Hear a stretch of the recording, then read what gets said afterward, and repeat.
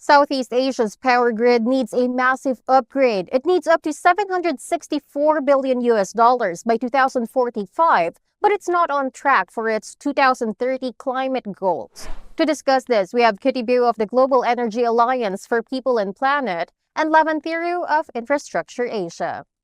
Welcome, Kitty and Lavan. Let me begin with this question. What grid weaknesses in Southeast Asia require the most money? So there's been what we observe limited grid flexibility for renewable energy to be fully adopted as a variable source of energy onto the grid. There's also very weak physical kind of infrastructure and high losses in the transmission and distribution that we've seen hovering around about 9%, which is higher than the global sort of standard or OECD average. There's also persistent coal dependency. Particularly, I want to make 2 points. One is that the transmission infrastructure deficit. So this region needs to increase annual grid investment from what we see currently about $10 billion needed in 2024 to $29 billion by 2035 and $43 billion by 2050. And that's the financing that's needed to essentially effectively upgrade the grid in the region. And the second one I want to talk about is essentially the grid flexibility and the storage limitations.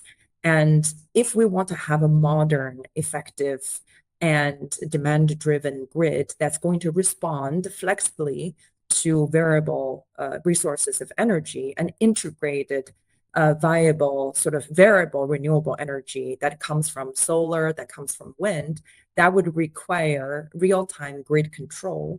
And currently, we simply don't have the capacity to be able to take on board. According to the studies by the ASEAN Center for Energy, there are 4 key vulnerabilities that I would like to highlight. First, aging transmission infrastructure. Many power systems were built 20, 30 years ago and are approaching capacity limits. Second, the grid is inflexible and has storage limitations. Current systems were not designed to manage intermittent renewable energy like solar and wind. Third, there are distribution network gaps. So last mile connectivity to infrastructure, particularly in rural areas and emerging markets, are still underdeveloped.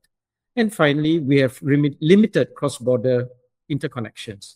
So regional transmission corridors are still limited, constraining efficient power sharing between countries and increases the reliance on domestic generation. But on the side of multilateral banks and private sectors, how much of the financing gap can they realistically cover?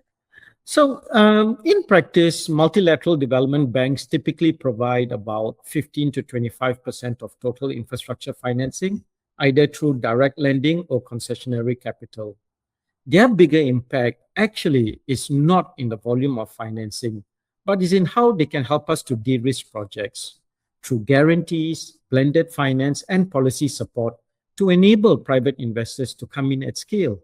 From Infrastructure Asia's perspective, when projects are well structured and the key risks are addressed, private capital can fund about 60 to 70% of investment needs for grid and energy infrastructure.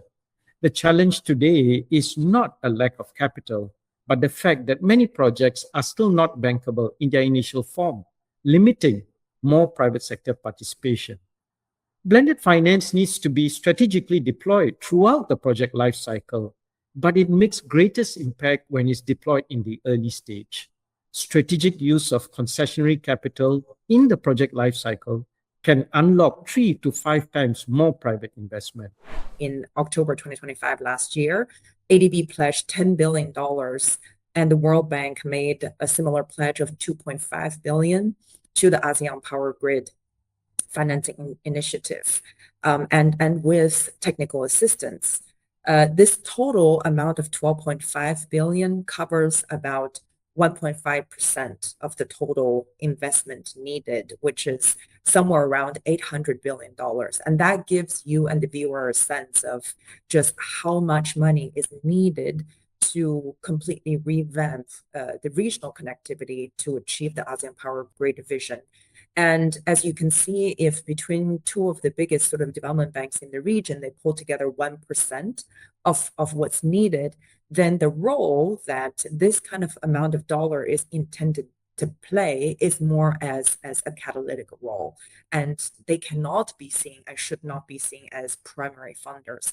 And in particular, I have to mention that in the partnership that GAP currently has with Singapore's central bank as well as ADB, the FAST-P initiative is a classic example of how the different capital sources can come together, playing a catalytic role, but with an aim of activating the biggest dollar amounts that are sitting on the sideline. By that, I mean, for example, the private institutions, the private sectors, the commercial banks. There's a lot of sort of dollars sitting there waiting and looking and actively seeking after viable deals that are bankable and they can participate in.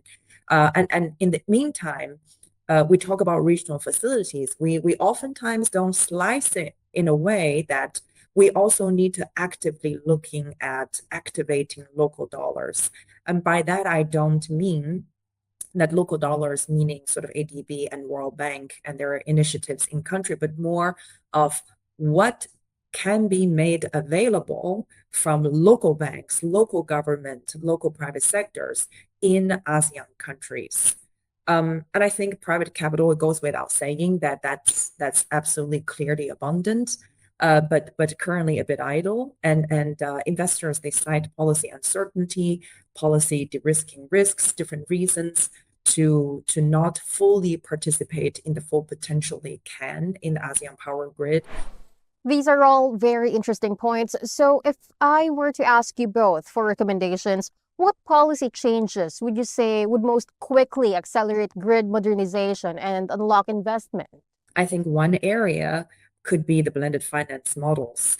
And that's blending between the public-private philanthropic capital, bring them together and absorb certain early stage risks. I think there has to be sort of dedicated regional facilities that are looking at the financing mechanisms, financing models, and making sure that there are roundtables where there are platforms and attracting people, like, for example, the ASEAN Power Grid Financing Facility to the table. And I think the second point I would mention would be primarily around the harmonization front regionally. And that's something that needs to build consensus. That's something that needs to have stakeholder buy-in, but it's something that really provides confidence for financiers and for other players and for people with a large sum of capital to come in, knowing that there is a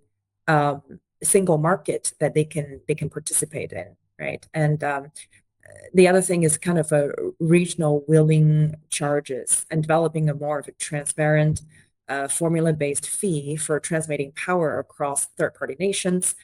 So the question is, when the electrons fly both ways, we need to see this regional trade as a predictable business model for countries that are not just buying and producing, but also for all the sort of transmitting power across third-party regions and countries. From an investor perspective, the fastest way to unlock capital for grid modernization is to reduce uncertainty, especially in the early stages of a project's life cycle. Many grid and clean energy projects face delays or high financing costs, not because of technology risk, but because of uncertainty around contracts, permits, grid readiness, and risk allocation. Governments can definitely accelerate investment through early market engagement to ensure projects reach market investment ready with clear structures and balanced risk allocation. When governments consult the market early, for example, before tenders are launched, they can identify bankability gaps upfront and design projects with clearer structures and more balanced risk sharing. This will significantly improve investor confidence and reduce execution risks. That has been a very insightful discussion. Thank you so much for your time today, Kitty and Lavan. Thank you so much. Thank you very much. Once again, those were Kitty Bu, Vice President for Southeast Asia at Global Energy Alliance for People and Planet, and Lavan Thiru, Executive Director for Infrastructure Asia. For more news, visit asian-power.com.